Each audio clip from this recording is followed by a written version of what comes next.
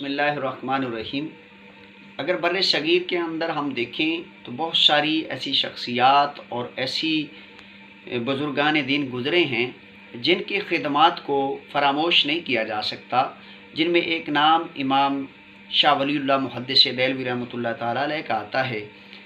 آپ کا اگر بر صغیر میں کام دیکھا جائے، مسلمانوں کے عقائد کے حوالے سے، معاشرے کی اصلاح کے حوالے سے اور دیگر چیزوں کے اندر امام جو ہے نا وہ شاہ ولی اللہ محدث دہلوی کا اگر کردار اور ان کا عمل دیکھا جائے تو ہمیں بے شمار ایسی باتیں ملتی ہیں جو کسی اور فلسفی یا کسی اور مفکر یا کسی اور ریسرچر کے اندر اتنی نہیں ملتی جتنی شاہ ولی اللہ محدث دہلوی کے اندر ملتی ہیں۔ مثال کے طور پر باقی تو انہوں نے اتنی کتابیں لکھی اور امت کے اندر ان کی ہمیشہ کوشش اتحاد بنانے کی اور مختلف مکاتب فکر سے تعلق رکھنے والے، مختلف آراء رکھنے والے لوگوں کو ایک جگہ پر اکٹھا کرنے کی کوشش رہی ہے۔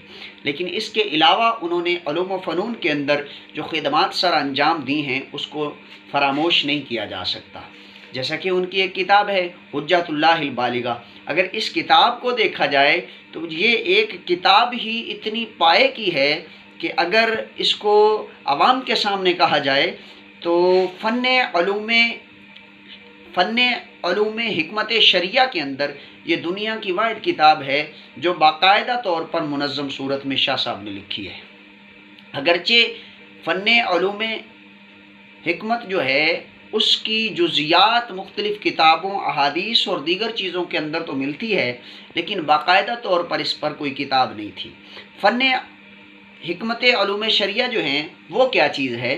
تو شاہ صاحب فرماتے ہیں کہ شریعت مطہرہ کے مقاصد اور اس کے اندر چھپی حکمتوں کو جان لینے والے وہ علوم فن علوم حکمت شریعہ کہلاتے ہیں، جس کے ذریعے سے انسان کے عقائد اور انسان کے نظریات ان احکامات پر مزید پختہ ہو جاتے ہیں۔ اگر ہم شاہ ولی اللہ محدث دہلوی کی کتاب حجت اللہ البالغہ پڑھتے ہیں تو اس کے اندر ہمیں بے شمار ایسے اسرار و رموز چھپے ملتے ہیں جو شریعت کے احکامات کے اندر مخفی ہیں۔ شریعت کی ہر حکم کے اندر ایک خاص حکمت ہوتی ہے اور ایک علت ہوتی ہے۔ علت اور حکمت کے اندر بھی فرق ہے۔ علت کیا ہوتی ہے؟ علت وہ ہوتی ہے جس میں تردد اور عکس باقی رہتا ہے، جبکہ حکمت کے اندر کسی قسم کا تردد اور عکس باقی نہیں رہتا۔ عکس اور تردد کیا ہے؟ عکس یہ ہے کہ جب علت لوٹ آئے گی تو اس وقت حکم بھی لوٹ آتا ہے، اس کو کہتے ہیں عکس، اور جب علت ختم ہو گئی تو اس وقت حکم بھی ختم ہو جاتا ہے، تو اس کو کہتے ہیں تردد۔ تو شاہ صاحب کی یہ کتاب اس قدر پائے کی ہے کہ ہر مفکر کو، ہر خطیب کو اور ہر طبقہ سے تعلق رکھنے والے لوگوں کو حجت اللہ البالغہ کو لازمی پڑھنا چاہیے۔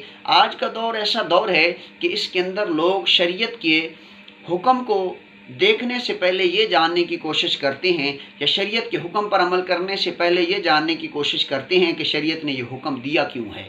تو شاہ صاحب کی یہ کتاب حجت اللہ البالغہ اسی موضوع پر لکھی گئی ہے، ہر ایک کو اس کو پڑھنا چاہیے۔